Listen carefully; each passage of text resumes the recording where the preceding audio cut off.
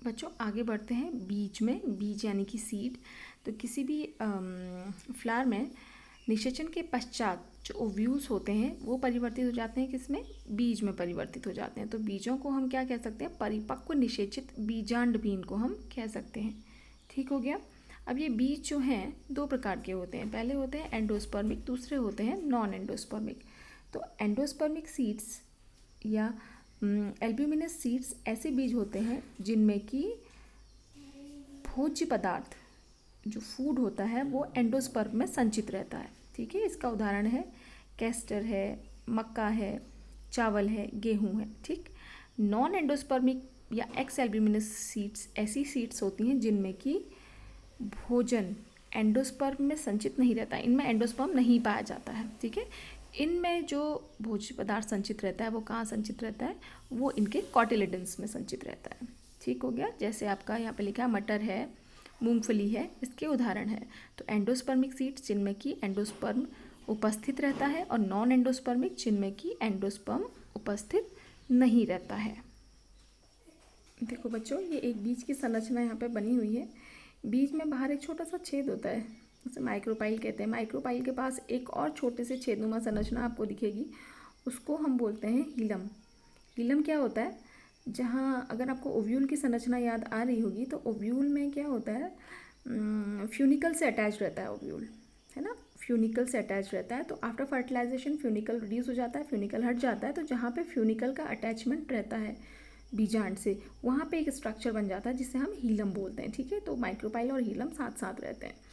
इसके अलावा है सीड कोट, यानी कि सीड को कवर किए रहती है लेयर्स, उसको सीड कोट बोलते हैं। दो लेयर्स होती हैं, आउटर मोस्ट होती है टेस्टा और इनर मोस्ट होती है टैगमेन। यहाँ पे लेबल नहीं किया हुआ, मैं आपको बता रही हूँ। आउटर कोटिंग जो होती है किसी भी बीज की उसको बोलते हैं टेस्टा, और जो इनर होती है उसको बोलते हैं हम टैगमेन। ठीक। अभी देखो, बीज को अगर हम पानी में डालते हैं, किसी भी द्विबीजपत्री बीज को अगर हम पानी में डालेंगे, ये द्विबीजपत्री बीज है, यहाँ पे आपका बीन का सीड बना हुआ है। पानी में डाल के अंकुरित जब होगा तो आपको ये दो दिखेंगे, ये होते हैं इसके कॉटिलेडन्स।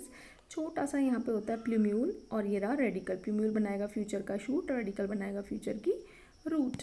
ठीक है बच्चों, ये एक द्विबीजपत्री एंडोस्पर्मिक सीड है, कैस्टर की सीड। ठीक है, जनरली क्या होता है, जो द्विबीजपत्री पौधे होते हैं, द्विबीजपत्री बीज होते हैं, उनमें एंडोस्पर्म नहीं पाया जाता। बट ये कैस्टर एक एक्सेप्शन है, इसमें बीजपत्र पाए जाते हैं परंतु इसमें एंडोस्पर्म की भी उपस्थिति होती है। इसके जो कॉटिलेडन्स होते हैं बीजपत्र, वो बहुत ही पेपरी होते हैं, उनमें फूड रिजर्व नहीं होता है।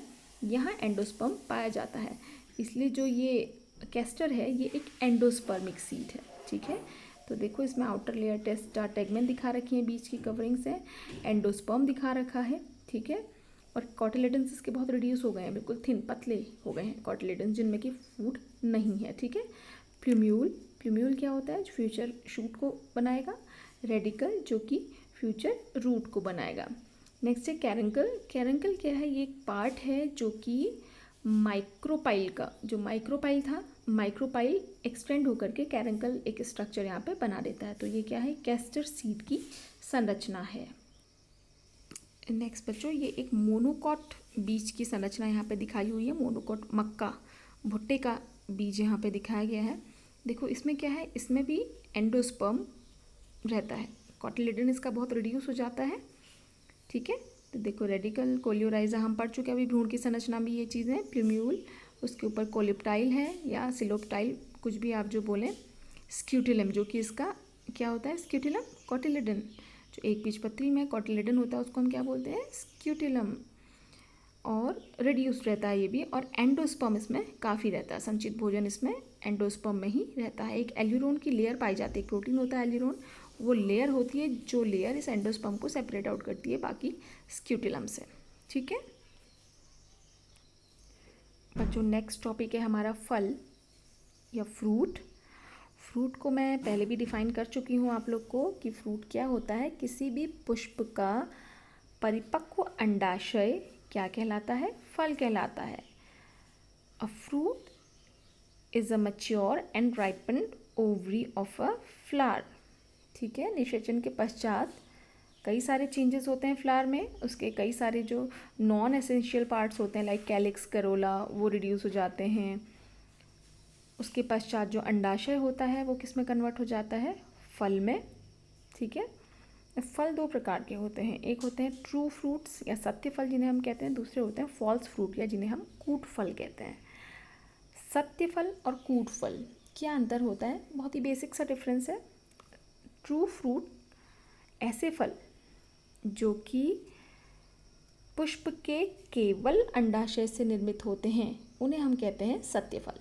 इनके फॉर्मेशन में फ्लावर का कोई भी अन्य भाग अंडाशय के सिवा कोई भी अन्य भाग नहीं लेता है, जैसे कि मैंगो का फ्रूट है, ये कहलाता है ट्रू फ्रूट, सत्य फल है। फॉल्स फ्रूट्स ऐसे फ्रूट्स होते हैं जिनका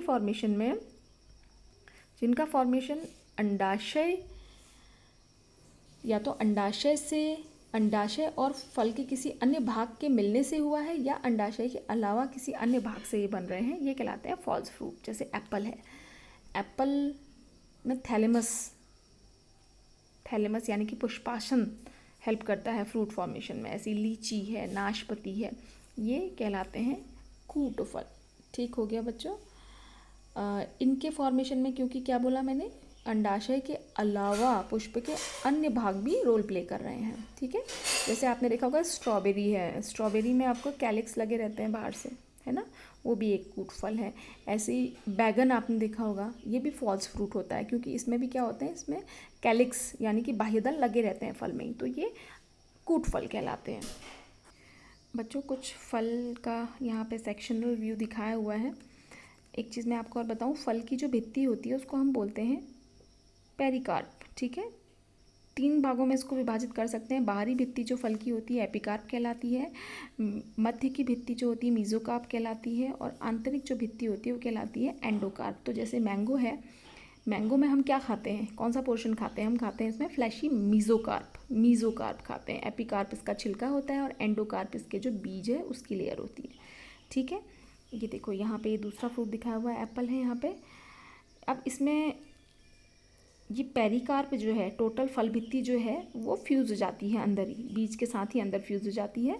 यहाँ जो हम खा रहे हैं एप्पल में वो क्या होता है आपका, मैंने बोला था कि ये थैलेमस से बनता है, तो ये फ्लैशी रिसेप्टिकल है। ठीक हो गया, रिसेप्टिकल। इसके अलावा देखो यहाँ पे ये तो वही एप्पल का ही ट्रांसफर सेक्शन बनाया हुआ है। यहाँ पे भी आपको भित्तियाँ दिख रही होंगी, ये अंडाशय है इसमें बना हुआ, थैलेमस है, थैलेमस यानी कि पुष्पासन जिसको हम खाते हैं, एंडोकार्प और मीजोकार्प एंड एपिकार्प। यहाँ पे endocarp, mesocarp and epicarp fuse हो जाते हैं बीज के साथ में ही, मैंने बोला। और हम खाते क्या हैं इसमें, एप्पल में थैलेमस या पुष्पासन खाते हैं इसमें। ठीक है, ऐसे ही ये स्ट्रॉबेरी का फ्रूट है, इसमें भी थैलेमस है, ये भी फॉल्स फ्रूट है। तो इन सब में ये ट्रू फ्रूट है मैंगो, एंड बाकी ये दोनों क्या है, फॉल्स फ्रूट। तो बच्चों आज की वीडियो में इतना ही।